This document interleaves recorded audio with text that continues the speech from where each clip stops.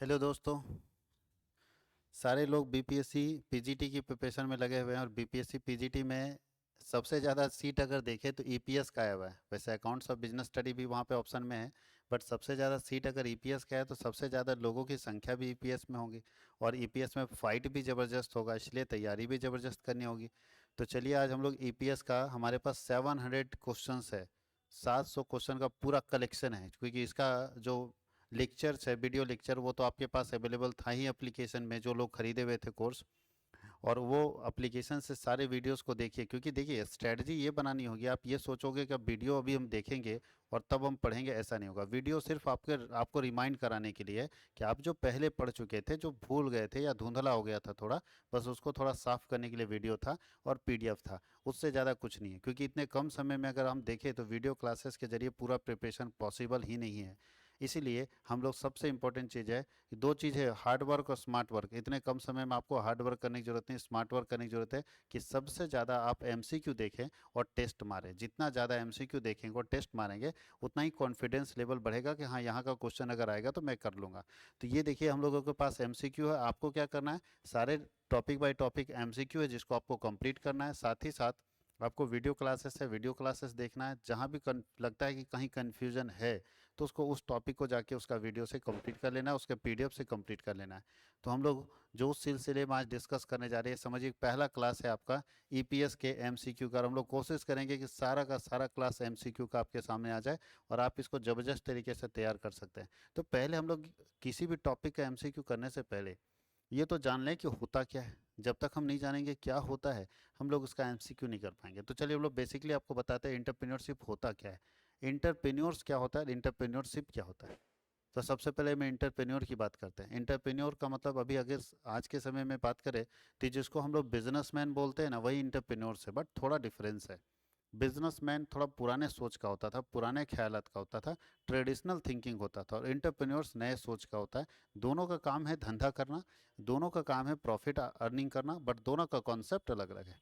Businessman पुराने ख्यालात से, पुराने कॉन्सेप्ट से अपना बिजनेस करके पैसा कमाता है। और जो इंटरप्रेन्योर्स होता है वो नए कॉन्सेप्ट से अपना बिजनेस करता है। इसलिए इसको बिजनेसमैन नहीं बोलते, इसको इंटरप्रेन्योर्स बोलते हैं। इसको क्या बोलते हैं, एंटरप्रेन्योर्स। एंटरप्रेन्योर्स का मतलब होता है कि नए सोच के साथ बिजनेस स्टार्ट करेगा। अब आज के समय में आप देखो, दुनिया पे वही राज कर रहा है जो एंटरप्रेन्योर्स है। जो बिजनेसमैन है वो राज नहीं कर रहा है, सिर्फ एंटरप्रेन्योर्स राज कर रहा है, क्योंकि वो नया सोच लेकर आया है। एंटरप्रेन्योर्स में रिस्क टेकिंग कैपेसिटी होता है, रिस्क लेता है। एंटरप्रेन्योर्स हर प्रॉब्लम का सॉल्यूशन ढूंढता है, बिजनेसमैन की तरह प्रॉब्लम को लेकर बैठता नहीं है। बिजनेसमैन एक प्रॉब्लम को लेकर बैठता है। सोचिए, एक छोटा सा डिफरेंस हम आपको बता देते हैं। कोई बिजनेसमैन बोलता है 70 साल से हम राशन दुकान चला रहे, मेरा तीसरा पीढ़ी चला रहा राशन दुकान, हमारे परदादा चलाते थे, या हमारे दादा चलाते थे, फिर पिताजी चला रहे और अभी हम चला रहे। लेकिन कभी वो राशन दुकानदार ये नहीं सोचा कि जो आटा हम बार बार खरीद के और तब बेच रहे हैं, क्यों ना हम गेहूं खरीद के आटा पिसवाएं, खुद बेच दे, खुद पैकिंग करके बेचे, खुद से पैकेजिंग करके बेचे। कभी नहीं सोचा। दाल दूसरे से खरीद के बेच रहे हैं, क्यों जरा दाल हम खुद नहीं खरीद सकते, खुद नहीं प्रोड्यूस कर सकते हैं।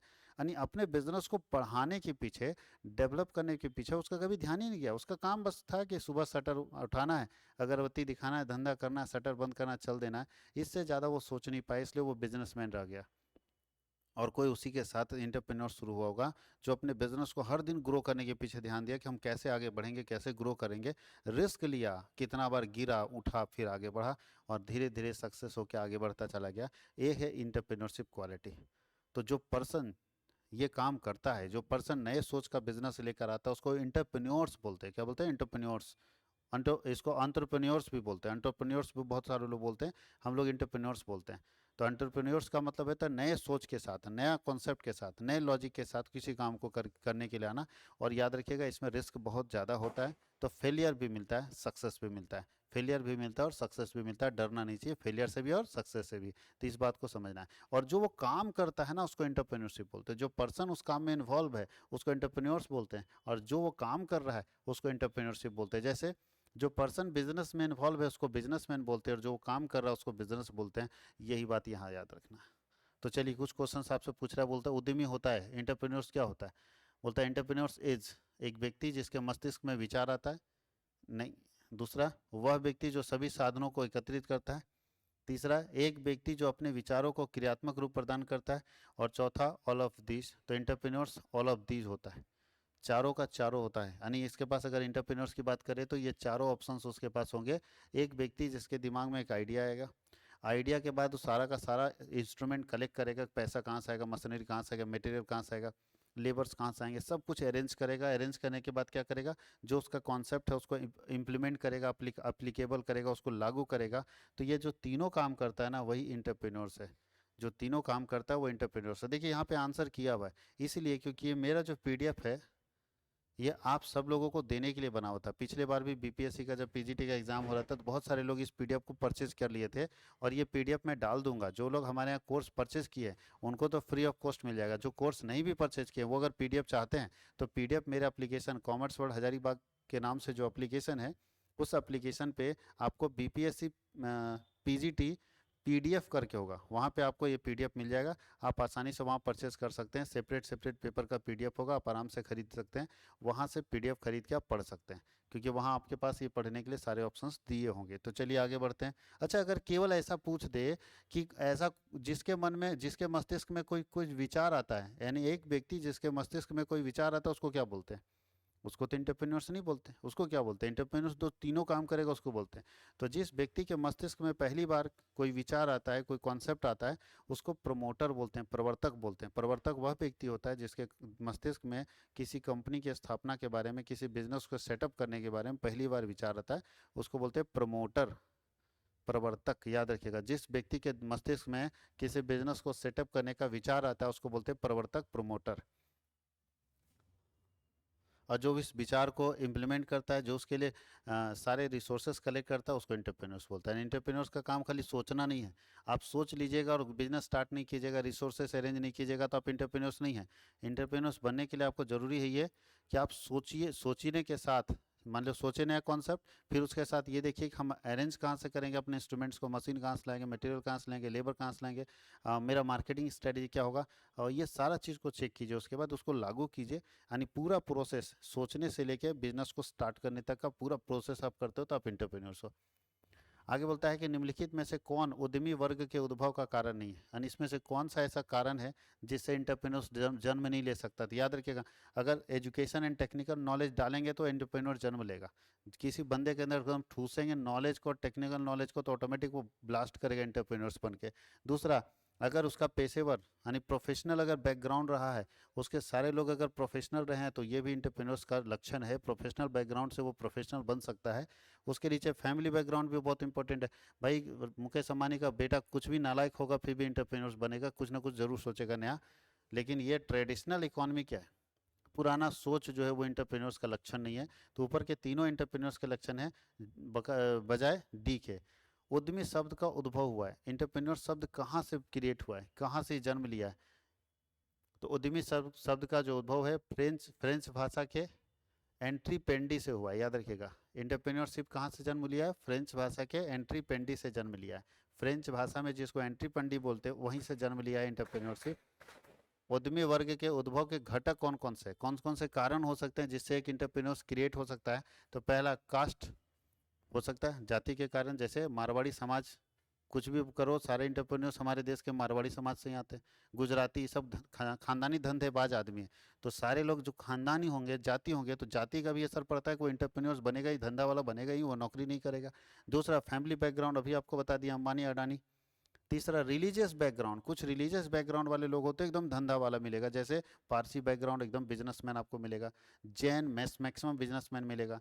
तो ये कुछ मतलब धर्म वाले लोग होते हैं जो सिर्फ बिजनेस ही करते हैं। इजराइल वाले देखिए, यहूदी एकदम पक्का बिजनेसमैन होगा। आज इजराइल का जो मामला है ना, वो इसी को लेके है। इजराइल में सारे लोगों के पास पैसा है, क्योंकि शुरू से वो लोग धंधा वाला रहा है। तो ये चीज़ भी समझना है, इसलिए ऑल ऑफ दीज। तो ये तीनों ऐसे फैक्टर्स हैं जो एक इंटरप्रेन्योर्स को क्रिएट करने में मदद करते हैं।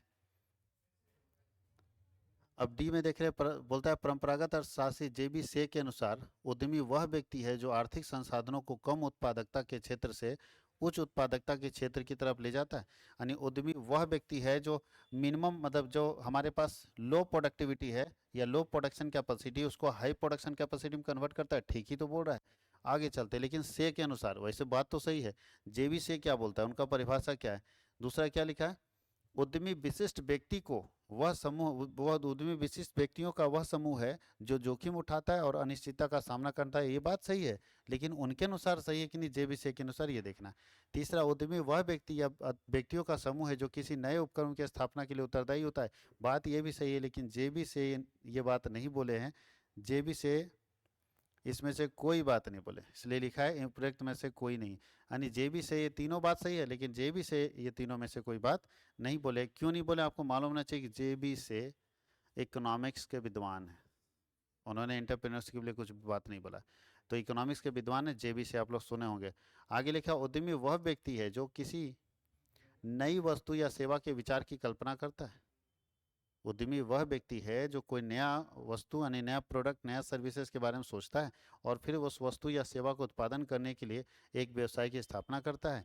स्थापना हेतु पूंजी प्राप्ति के स्रोत खोजता है। और यह परिभाषा किसकी दी हुई है, यानी किसने कहा था ये चारों में से कि उद्यमी वह व्यक्ति है जो किसी नई वस्तु या सेवा के विचार की कल्पना करता है और फिर उस वस्तु या सेवा का उत्पादन करने के लिए एक व्यवसाय की स्थापना हेतु पूंजी प्राप्ति के स्रोत की खोज करता है। यह परिभाषा दिया हुआ है जेराल्ड एल ए सिल्वर के अनुसार। जेराल्ड ए सिल्वर के अनुसार ये डेफिनेशन दिया हुआ है।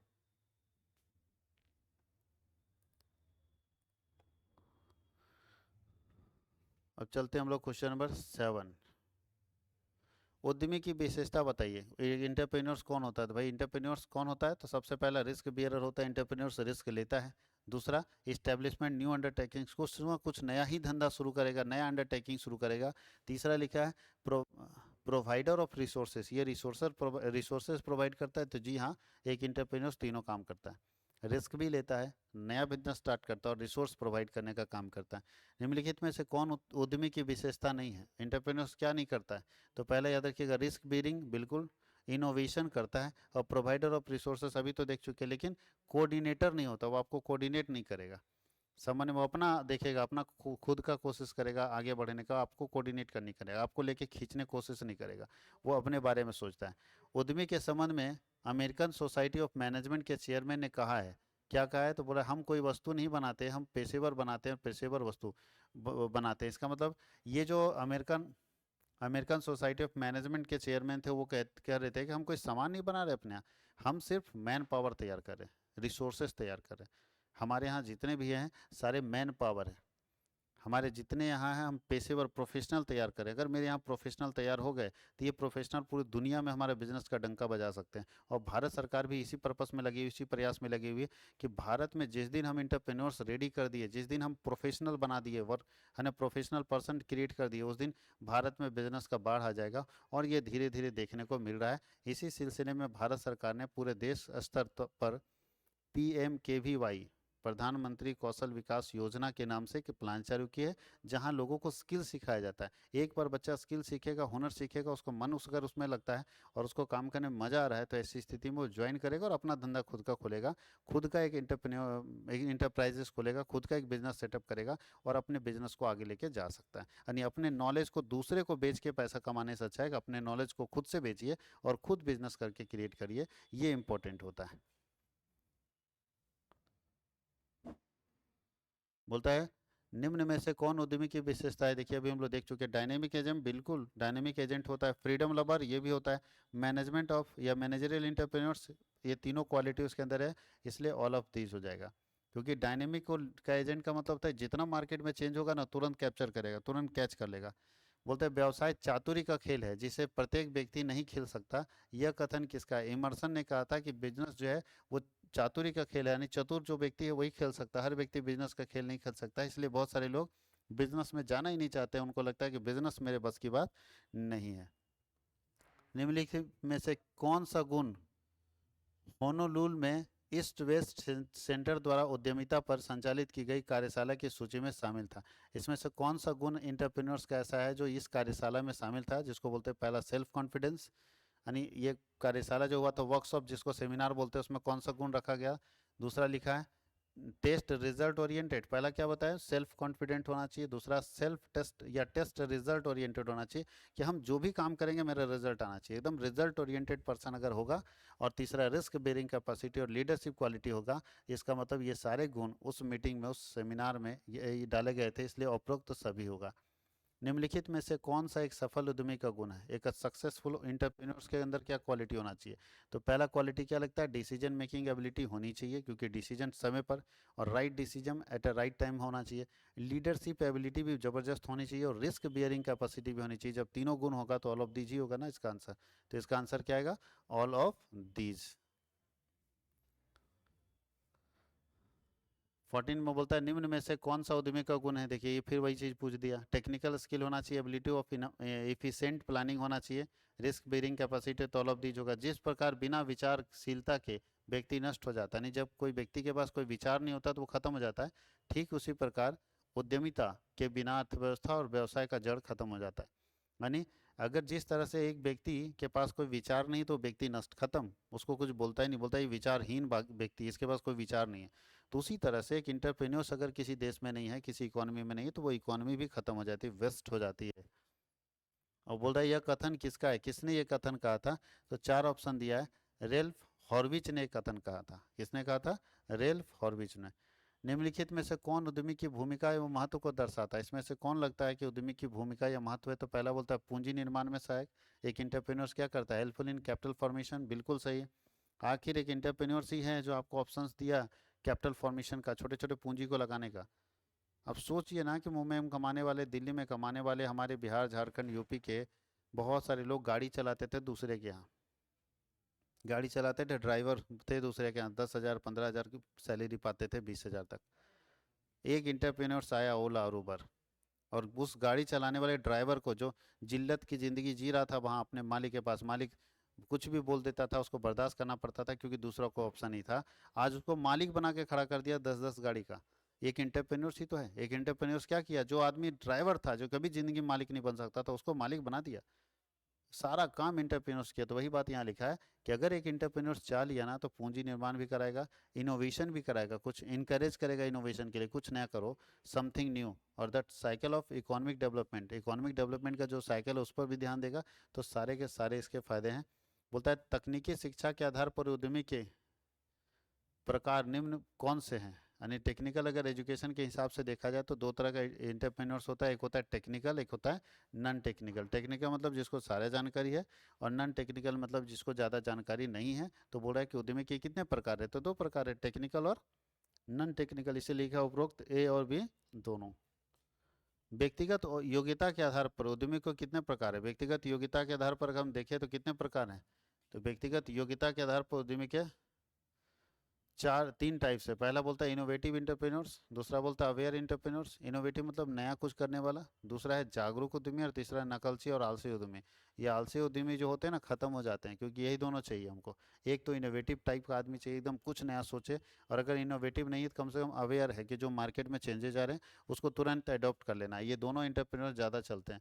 और यहाँ नकलची इंटरप्रेन्योर्स यहाँ पूछ रहा है ना कि कितने टाइप्स के होते हैं, तो तीन तरह के होते हैं। पहला कौन सा होता है? इनोवेटिव इंटरप्रेन्योर्स, दूसरा होता है अवेयर इंटरप्रेन्योर्स, और तीसरा होता है इमिनेटिव या ड्रोन इंटरप्रेन्योर्स, जिसको नकलची और आलसी इंटरप्रेन्योर्स हम लोग बोलते हैं।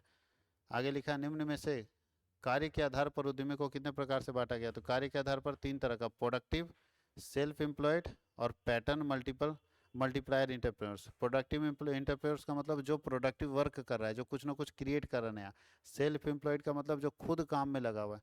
और तीसरा है पैटर्न मल्टीप्लायर इंटरप्रेन्योर्स का मतलब है कि ऐसे इंटरप्रेन्योर्स जो एक पैटर्न में काम करे, एक सिस्टम में काम करे, उनको उसी हिसाब से काम करना होगा। तो वैसे इंटरप्रेन्योर्स को यहाँ पे लेकर आता है। उद्यमी सुविचारित जोखिम वहन करता है, यानी इंटरप्रेन्योर्स क्या है? Are calculated risk taker. जो इंटरप्रेन्योर्स है वो कैलकुलेटेड रिस्क टेकर है, यानी कैलकुलेटेड रिस्क लेता है। यह कथन किसका है? किसने कहा था? तो मेरिडिस और तथा नेल्सन ने ये कथन कहा था। मेरिडिस तथा नेल्सन ने ये कथन कहा था कि risk entrepreneurs are calculated risk taker, यानी इंटरप्रेन्योर्स रिस्क लेता जरूर है, खतरों का खिलाड़ी बोला जाता है, लेकिन कैलकुलेटेड, सोच समझ के देखता है कि इस ये रिस्क लेने से अपने को कितना मार्जिन होगा, कितना लॉस होगा, ये सब का कैलकुलेशन ये करता है, उसके बाद रिस्क लेता है। आप लोगों को कोई दिक्कत हो तो कमेंट सेक्शन में लिख के मैसेज में पूछ सकते हैं।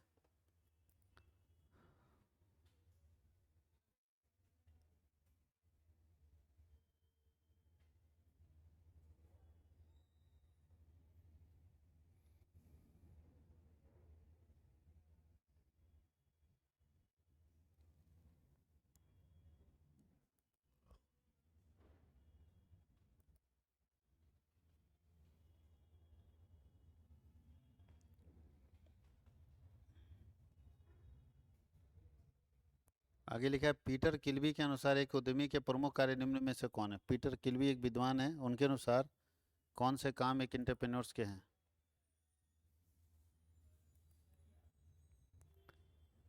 तो याद रखिएगा एंटरप्रेन्योर्स का काम है एक्सचेंज रिलेटेड टास्क, यानी सेल। एक्सचेंज का मतलब सेल, एक्सचेंज मतलब क्या होता है, सेल। सेल से संबंधित काम है, जी हाँ बिल्कुल। एडमिनिस्ट्रेटिव वर्क होता है एंटरप्रेन्योर्स का, वो भी होता है। और साथ ही साथ बोलता है management and control technology related task. तो भाई है कि बिजनेसमैन को तीनों काम करना पड़ता है, सेल का काम भी देखना पड़ता है, एडमिनिस्ट्रेशन का काम भी देखना पड़ता है, और मैनेजमेंट कंट्रोल भी करना पड़ता है, टेक्नोलॉजिकल चेंजेस भी करना पड़ता है। तो ये ऑल ऑफ दीज हो जाएगा। निम्न में से कौन सा उद्यमी का कार्य नहीं है, इसमें से कौन ऐसा है जो एंटरप्रेन्योर्स नहीं कर सकता। तो इनोवेशन तो उसको करना ही पड़ेगा, इसका जान है। प्रोजेक्ट प्लानिंग भी कर सकता है। और उपरोक्त कौन सा कार्य नहीं है, तो देखिए यहाँ थोड़ा गलत हो गया है। उपरोक्त ए और बी, ऐसा हो ही नहीं सकता, दोनों काम नहीं है, ऐसा नहीं है। उद्यमी के कार्य उपरोक्त ना ए और ना ही बी, ये ऑप्शन, इसमें डी ऑप्शन होगा। यहाँ पे जो ऑप्शन होगा क्या होगा, डी होगा। क्वेश्चन नंबर 22 का डी, क्वेश्चन नंबर 22 का डी। हम भी लिख लेते हैं ताकि इसको एडिट करवा दें।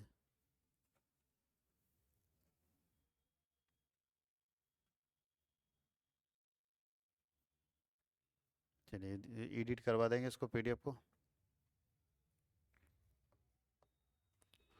निम्नलिखित में से कौन सा उद्यमी का कार्य है, इसमें से कौन एंटरप्रेन्योर्स का काम है। तो ऑर्गेनाइजेशन एंड मैनेजमेंट का काम है, डिसीजन टेकर है, डिसीजन भी लेता है, रिस्क बियरर भी, ऑल ऑफ दिस। ठीक है, इसका ऑल ऑफ दिस होगा, यानी चारों काम है। कार्य के स्वभाव के आधार पर, यानी काम का जो नेचर है उसके आधार पर उद्यमी एवं पूंजीपति में निम्न में से कौन सा अंतर, यानी वर्क नेचर जो है उसके आधार पर पूंजीपति यानी बिजनेसमैन और इंटरप्रेन्योर्स में क्या अंतर होना चाहिए। ध्यान दीजिएगा, उद्यमी और बिजनेसमैन में अंतर है। तो उद्यमी का कार्य व्यवसाय की स्थापना करना है, जबकि पूंजीपति का कार्य पूंजी लगाना है। बिल्कुल सही है। अगर हम वर्क के नेचर के आधार पर देखेंगे तो इंटरप्रेन्योर्स का काम क्या है, सोचना, बिजनेस को स्टार्ट करना, बिजनेस को चलाना, सब कुछ करना। जबकि पूंजीपति क्या करता है, ना सोचता नहीं है, सोचता कोई और है, खाली वो पूंजी लगाता है। तो पूंजीपति का काम है पूंजी लगाना, और इंटरप्रेन्योर्स का काम है सोचना, पूंजी लगाना, बिजनेस स्टार्ट करना, बिजनेस को चलाना, सब काम इंटरप्रेन्योर्स का। जबकि बिजनेसमैन क्या करता है, पूंजीपति क्या करता है, आइडिया किसी और का। अब सोचिए ना, हमारे नीचे काम करने वाला एक मेरा मैनेजर है, जो प्लानिंग ऑफिसर है, वो प्लान बनाया और उसके प्लान पर हम पैसा लगा देते हैं, बस। हम अपना प्लान नहीं बनाते, यही उसका काम है। फर्स्ट बोलता है व्यवसाय में स्थिति के आधार पर उद्यमी और संगठनकर्ता में निम्न में से कौन सा अंतर है। बिजनेस में अगर हम देखें तो स्थिति के आधार पर उद्यमी और संगठनकर्ता में क्या अंतर है। तो पहला, उद्यमी व्यवसाय का स्वामी होता है, संगठनकर्ता व्यवसाय का स्वामी नहीं होता, खाली मैनेज करता है, एक वैधानिक कर्मचारी। यानी समझिए एक इंटरप्रेन्योर्स और मैनेजर में डिफरेंस पूछ रहा था। तो इंटरप्रेन्योर्स बिजनेस का मालिक होता है, मैनेजर बिजनेस का मालिक नहीं होता। मैनेजर का काम होता है बिजनेस को मैनेज करना, बस। एक मतलब समझिए कि नौकर नौकर है, नौकर की तरह काम करता है। बोलता है उद्यमी तथा श्रमिक में निम्न में से कौन सा अंतर है। उद्यमी और श्रमिक अलग अलग चीज़ है। श्रमिक का मतलब है कि पूंजी नहीं लगा रहा है, श्रमिक कभी रिस्क नहीं लेता। अगर हम कहीं काम कर रहे हैं तो हम का रिस्क नहीं लेंगे, पूंजी की जरूरत नहीं पड़ेगी, दूसरे के इंस्ट्रक्शन के आधार पर काम करेंगे। जबकि इंटरप्रेन्योर क्या करता है, पूंजी भी लगाता है, रिस्क भी लेता है, और खुद का इंस्ट्रक्शन के ऊपर काम करता है, खुद के ऊपर काम करता है, खुद के बातों के ऊपर काम करता है। ये अंतर है। तो पहला ऑप्शन है, दूसरा ऑप्शन है, यहाँ बोल रहा है बोथ ए एंड बी। देखिए उद्यमी जोखिम उठाता है जबकि श्रमिक जोखिम नहीं उठाता। उद्यमी बिजनेस का मालिक होता है जबकि श्रमिक बिजनेस का मालिक नहीं होता, उसका कर्मचारी होता है, वेतनभोगी कर्मचारी होता है। उद्यमी और प्रबंधक में निम्न में से कौन था। ये सब पढ़ने वाला चीज़, अगर आप पढ़ेंगे ना ठीक से, ये पीडीएफ आपके पास डाला हुआ है। एक दिन में 50 से 60 क्वेश्चन को कोशिश करें कि एक दिन में अगर हम 50 से 60 क्वेश्चन को पढ़ लेते हैं तो आपको दिक्कत नहीं आएगी और आसानी से किया जा सकता है।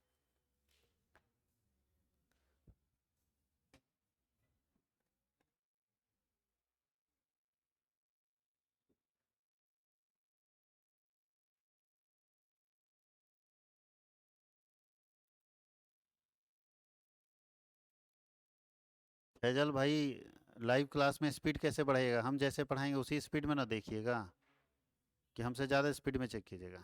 हम जैसे पढ़ा रहे हैं उससे ज़्यादा स्पीड तो हो नहीं सकता है। आप इस रिकॉर्डिंग को फिर बड़ा बाद में स्पीड करके देखिएगा, कोई दिक्कत नहीं। रिकॉर्डिंग में होता है, लाइव में स्पीड बढ़ाने का ऑप्शन क्यों देगा कोई। पता चला हमसे आप पहले नहीं ना देख लीजिएगा कि अगला क्या होने वाला है। लाइव है, इसके बाद क्या होने वाला है ये तभी देखेंगे जब हम बोलेंगे।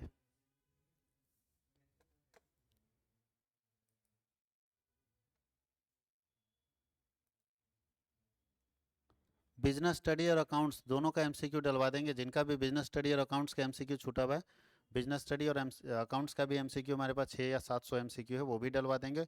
और आप लोगों के लिए एक और काम कर रहे हैं कि प्रीवियस ईयर क्वेश्चन जो होगा, जो अभी पूछा हुआ है, उसको भी सॉल्व कर कर लेके आएंगे। तो उससे क्या होगा कि रफली आइडिया लग जाएगा कि किस तरह का क्वेश्चन, जैसे अकाउंट्स का हमने 2-3 क्लास लिया, 1 या 2 क्लास लिया है, बाकी बीएसटी और ईटीपी का क्लास भी हम ले रहे हैं, उसका भी वीडियो रिकॉर्ड करके हम डाल देंगे ताकि आप लोगों को समझ आए।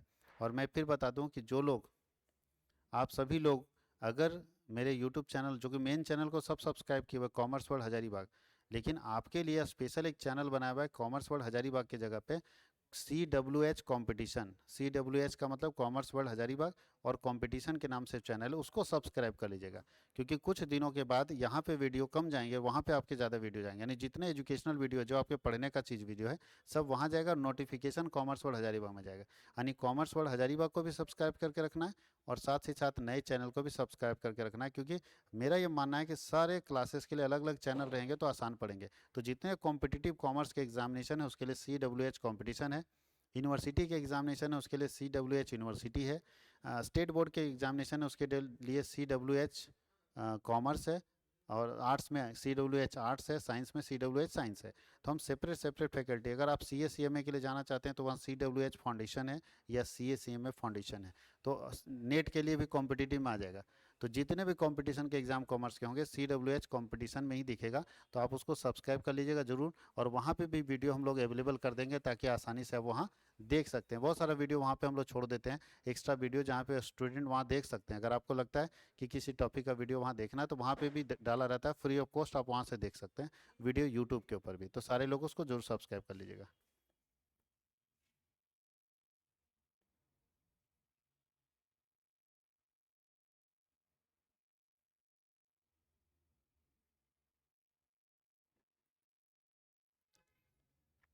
चलते हैं। तो हम लोग पहुँच रहे थे उद्यमी प्रबंधक में क्या अंतर है, वो हम लोग देख लिए थे।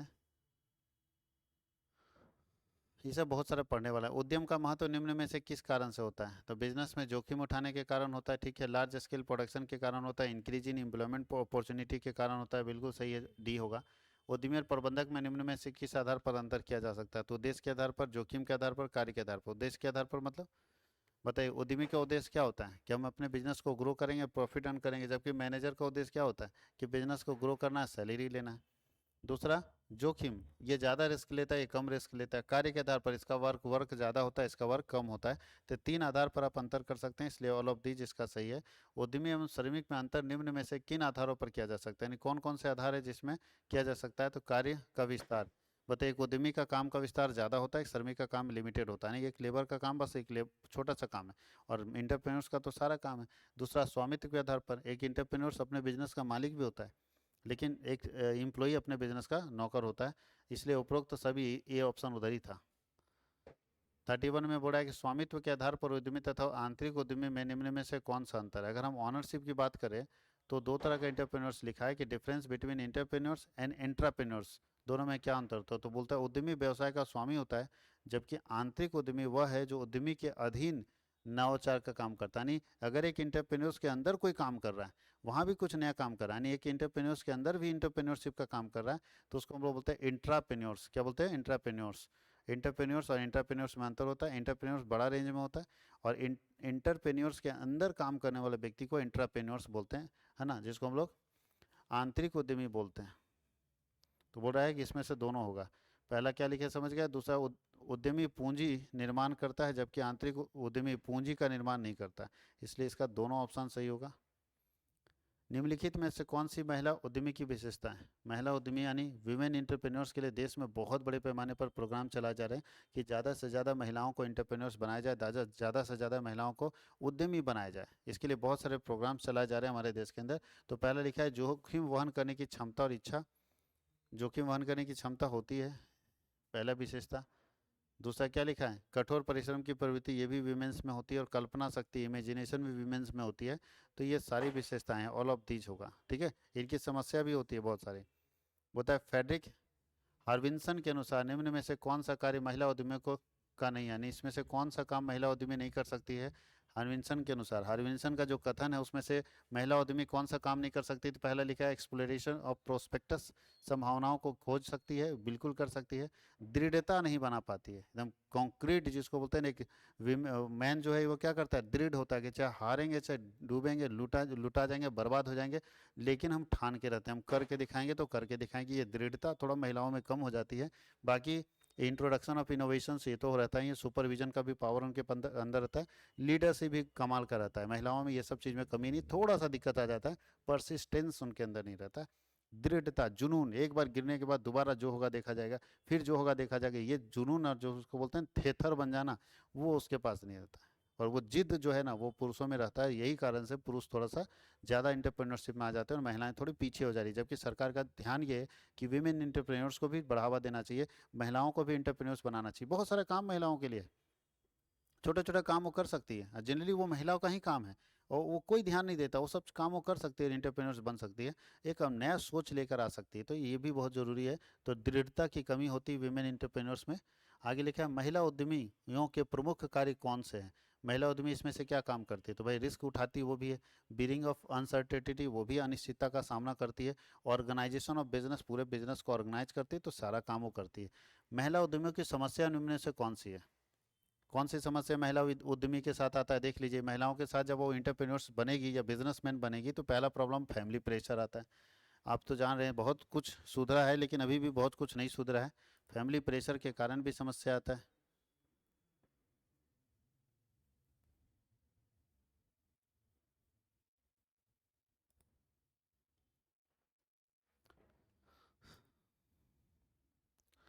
जो लोग अभी लाइव में अगर नहीं भी जुड़ पाए ना, ये क्लासेस आपके एप्लीकेशन पे भी रहेंगे, ऐप पे। जो लोग एप्लीकेशन में जुड़े हुए, ये क्लासेस आपके एप्लीकेशन पे भी रहेंगे। उसका फोल्डर का नाम ही होगा live class of EPS, live class of business studies, और वहाँ पे ये रहेंगे तो आप ऐप पे भी देख सकते हैं। और ये क्लासेस यूट्यूब पे भी डाल दिए जाएंगे, कुछ क्लासेस यूट्यूब पे डाले जाएंगे, सारे क्लासेस नहीं डाले जाएंगे। और सारे क्लासेस, लेकिन सारे क्लासेस एप्लीकेशन पे जरूर रहेंगे। अगर सब हम अपने यूट्यूब पे ही डाल देंगे तो फिर हमारा घर कैसे चलेगा, इसलिए कुछ क्लासेस हम यूट्यूब पे डालेंगे, बाकी सारे क्लासेस आपके एप्लीकेशन में सजाए रहेंगे। उसका लाइव रहेगा यू है ना, लाइव क्लास के नाम पर। तो आप फोल्डर बाई फोल्डर चेक कर लीजिएगा अपने सब्जेक्ट में जाके, जो सब्जेक्ट आप पढ़ रहे हैं उसमें अगर लाइव क्लास हुआ होगा एमसीक्यू का तो वहाँ पे अवेलेबल मिल जाएगा। Thank you. अब चलते हैं हम लोग आगे। आज हम लोग कोशिश करते हैं, तो पहला समस्या पारिवारिक बंधन तो है ही, समझ रहे महिलाओं के साथ आता है। रीति रिवाज भी बहुत सारी समस्याएं हैं, अभी तो कुछ सुधार भी हुआ है। आज से तो 10 साल पहले अगर कोई महिला इंटरप्रेन्योर्स बनना चाहती थी तो बहुत चैलेंजेस हैं। नहीं, और यहाँ तक कि अगर पत्नी कमा रही है और पति मान लीजिए नहीं कमा रहा है तो अब तो मुसीबत है सर।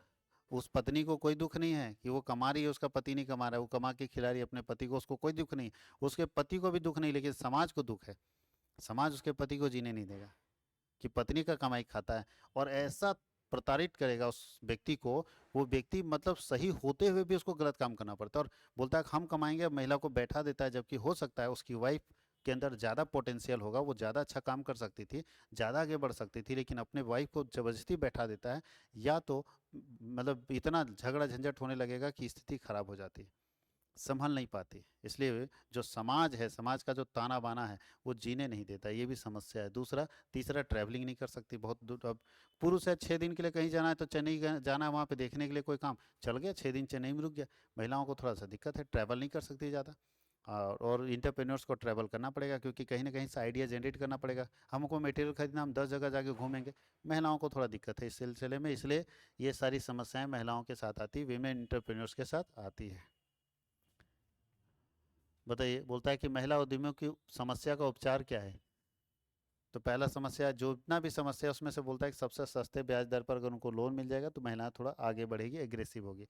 और proper supply of raw material अगर मिल जाएगा तो महिलाओं जो है इंटरप्रेन्योर्स बन पाएगी और अपने बिजनेस को आगे सेटअप कर पाएगी। तो ये उपचार है। बोलता है कि निम्नलिखित में से महिला उद्यमी कौन है। देखिए बहुत इंपॉर्टेंट है, दो महिला उद्यमी का नाम दिया है, रीता शर्मा और रोहिणी मिगलानी। ये दोनों बहुत ही फेमस विमेन एंटरप्रेन्योर्स है, याद रखिएगा, रीता शर्मा और रोहिणी मिगलानी। रीता शर्मा का काम आप जानते हैं क्या था, पहले टिकट बेचती थी, टिकट बेचती थी, वो भी एरोप्लेन का।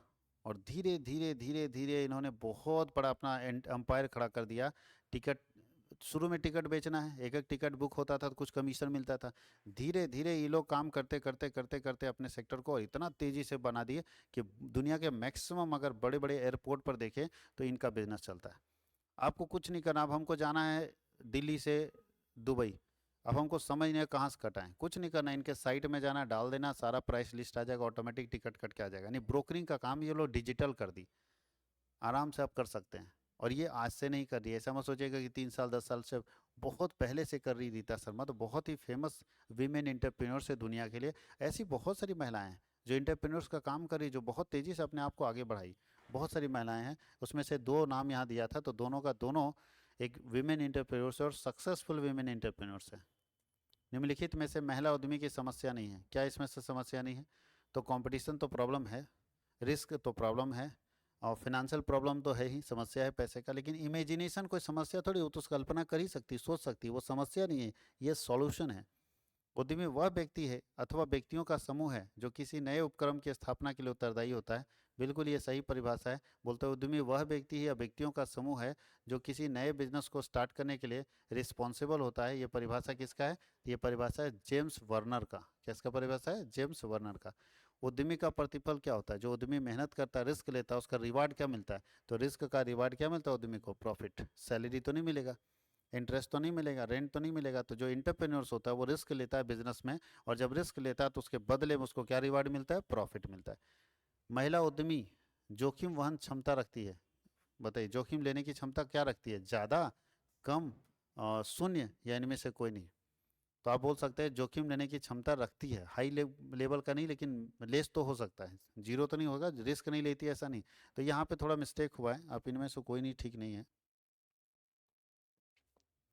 यहाँ पे बी लिखिएगा, 42 का बी, कम लेती है, रिस्क लेती है बट कम लेती है। यानी 42 का 41 का क्या होगा? बी होगा। थोड़ा मिस्टेक है, इसको हम एडिट करवा लेंगे। 41 का बी, याद रखना इस चीज़ को। तो यहाँ पे बी होगा, रिस्क लेती है बट कम लेती है, हाई रिस्क नहीं ले पाती है, और नन ऑफ दिस तो सवाल ही नहीं। उद्यमी होता है, उद्यमी इनोवेटर होता है, जी हाँ, साहसी होता है, बिल्कुल, रिस्क लेने वाला होता है, ठीक है, ये ऑल ऑफ दिस उद्यमी के अंदर सारा गुण। ये सब अगर एक बार पढ़ेंगे ना, तो देखिए 40-50 क्वेश्चन हम लोग आज करेंगे, तो 50 को अगर दोबारा इस वीडियो को देख लेंगे आप जाके, अगर एप्लीकेशन में प्रॉब्लम हो रहा है तो आराम से, एप्लीकेशन में चूंकि ज़्यादा नेट यूज़ होता है, तो आप यूट्यूब पे भी इसको देख सकते हैं। आप दोबारा देखिए, तीसरी बार देखिए, चौथी बार देखिए, तो 50 तो क्लियर हो जाएगा। और एक दिन में टारगेट रखना 50 कम से कम, तो 600 पहुँचाने में 12 दिन लगेगा। 12 दिन में हम लोग 600 क्वेश्चन निपट लेंगे। कुछ क्वेश्चन आपको अपने भी पढ़ना है, कुछ क्वेश्चन खुद से भी कंप्लीट करते जाना है, तो 12 दिन में हम लोग कंप्लीट कर लेंगे आसानी से। और इसको प्रैक्टिस करना, और जो 50 आज दिए हैं टेस्ट भी लिखना उसका, जितना ज़्यादा से ज़्यादा टेस्ट मार सकते हैं। जो लोग मेरे यहाँ कोर्स नहीं खरीदे वो टेस्ट भी खरीद सकते हैं। उसके लिए आपको मुझे कॉन्टैक्ट कर लेना होगा, मैं टेस्ट बना दूंगा, आप टेस्ट परचेज कर सकते हैं। या अगर आपको लगता है कोर्स परचेज करना, तो मेरा कोर्स बहुत ही मिनिमम फी में आपको मिल जाएगा। चाहे ईपीएस पढ़ना चाहते हैं, 1200 रुपये में आपको सारा कोर्स मिल जाएगा। तो आप कोर्स के लिए भी कांटेक्ट कर सकते हैं, 1200 रुपये में आपके पास ईपीएस वगैरह सारा कोर्स मिल जाएगा। चलिए चलते हैं। तो बोलता है भारतीय उद्योगों के संबंध में उद्यमिता क्या है? भारत में जो इंडस्ट्री है उसमें इंटरप्रेन्योर्स क्या है? जरूरी है, अनावश्यक है, भार है? तो भाई आवश्यक है। भारत जैसे देश के लिए इंटरप्रेन्योर्स ही भारत को नई गर्त से बाहर निकाल सकता है। अभी जो स्थिति है बिजनेस की है, उससे बाहर निकालने के लिए इंटरप्रेन्योर्स ही कर सकता है। 4 ही 5 तो आया है, इतिहास भूगोल बदल दिया बिजनेस का। एक आप देख लीजिए, ओला आया, उबर आया, स्विगी आया, जोमेटो आया, और अभी आप फ्लिपकार्ट देख लीजिए, अमेजन देख लीजिए। इतिहास भूगोल बदल दिया। अमेजन तो सर क्रांति ला दिया है। जो लोकल कपड़ा दुकान है, लोकल जो जूता दुकान है ना, पूछिए उसका हाल क्या कर दिया है सो। और आने वाले समय उजाड़ के रख देगा, कुछ नहीं बचने देगा ये लोग, क्योंकि इसका मार्केटिंग स्ट्रेटजी अलग है, ये लोग का सोच अलग है। ये इतने कम प्राइसेस में प्रोडक्ट को अवेलेबल कर देगा कस्टमर को, विद उसके साथ सर्विसेज भी फ्री दे देता है। अब सोचिए ना कि हम लोग पहले कपड़ा खरीदने जाते थे तो एक 4-5 कपड़ा दिखाया, खरीद के आ जाते थे। खराब हुआ तो रिटर्न नहीं होगा, एक्सचेंज होगा, बहुत जान पहचान है तो। नहीं तो बोल देगा कि नहीं ये कटा हुआ कल नहीं था, आप गए घर में फटा है, तब लेगा ही नहीं वापस। आज कितना अच्छा बोल रहा है ऑनलाइन में। ऑनलाइन में तो ये सुविधा है कि आप लोग क्या करता है, मंगवा लिया बढ़िया से सूट पैंट, और पहन लिया, शादी 3 दिन था भाई का, 3 दिन पूरा रगड़ दिया उसको, तो उसको पैक किया झाड़ झुड़ के, और भेज दिया कि ठीक नहीं था, फटा हुआ था, कुछ भी करके रिटर्न मार दिया, और रिटर्न चला जाता है, और कंपनी पैसा भी भेज देती है। ये सुविधा है क्या? ये पहले था। तो कस्टमर को बेनिफिट दे रहा है वो। और जहाँ कस्टमर को बेनिफिट देगा कस्टमर उधर मूव करेगा, तो इसलिए ये उजाड़ के रख देगा ये लोग। तो चलिए देखते हैं, आवश्यक है भारत जैसे देश को अगर डेवलप करना है तो सिर्फ एंटरप्रेन्योर्स ही उसको बचा सकता है। आगे लिखा, उद्यमिता के विकास के क्षेत्र में प्रतिष्ठा के व्यवहार के लिए की विचारधारा का प्रतिपादन किसने किया? हेगन किया। कि बहुत जरूरी है, अगर एंटरप्रेन्योर्स हैं तो आपको सबसे ज़्यादा जरूरी है कि आप अपने रिस्पेक्ट को डेवलप कीजिए, अपने स्टेटस को डेवलप कीजिए। उद्यमी विशिष्ट व्यक्तियों का वह समूह है जो जोखिम उठाता है और अनिश्चितता का सामना करता है। यह परिभाषा किसका है? F.H. नाइट का है। सबका परिभाषा तो एक ही जैसा है। निम्नलिखित में से कौन सा लक्षण उद्यमी में होना चाहिए? पहला, इनोवेशन होना चाहिए, बिल्कुल। रिस्क बेयरिंग होना चाहिए, इनिशिएटिव होना चाहिए, तो ऑल ऑफ दिस। उद्यमिता की विचारधाराओं को शीर्षक में वर्गीकृत किया जा सकता है। उद्यमिता के कॉन्सेप्ट को कितने टॉपिक में, कितने शीर्षक में बांटा जा सकता है? तो उद्यमिता के विचारधारा को 5 तरीके में बांटा जा सकता है। देश के औद्योगिक विकास के लिए उद्यमी क्या है? आवश्यक है। उद्यमी की कितनी विशेषताएं होती सर? तो अनलिमिटेड है, बहुत सारी विशेषताएं होती है, इसका लिमिट नहीं है ना, अनलिमिटेड विशेषता होते हैं। उद्यमी सहायक होता है गरीबी उन्मूलन में, बिल्कुल, गरीबी को दूर करने में उद्यमिता का बहुत बड़ा रोल होता है। इकोनॉमिक डेवलपमेंट, कैपिटल फॉर्मेशन, तो ऑल ऑफ दीज। आज सोचिए ना, कितने लोग, अगर जोमेटो और स्विगी नहीं होता या अमेजन नहीं होता तो देश में कितने लोग हैं जो डिलीवरी बॉय का काम करके अपना घर चला रहे हैं, उनको रोजगार का साधन मिल रहा है, उनकी भूखमरी और गरीबी दूर हो रही है। अगर ये लोग नहीं आते, इंटरप्रेन्योर्स नहीं आते, टाटा और अंबानी, मतलब टाटा हो या मुकेश अंबानी हो, सबसे ज़्यादा नौकरी ये लोग दे रहा है, इंटरप्रेन्योर्स दे रहा है।